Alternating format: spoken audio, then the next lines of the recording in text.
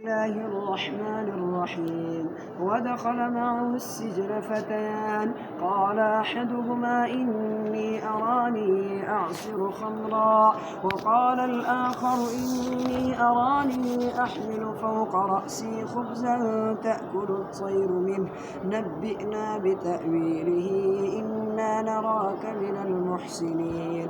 قال لا يأتيكما طعام ترزقانه إلا نبأتكما بتأويله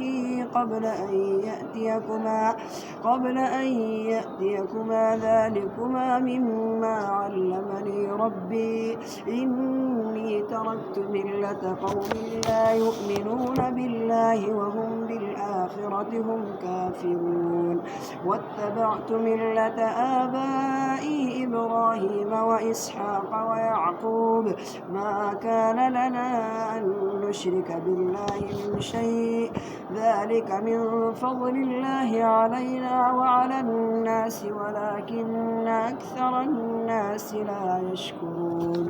يا صاحبي السجن أأرباب متفرقون خير أم الله الواحد القهار؟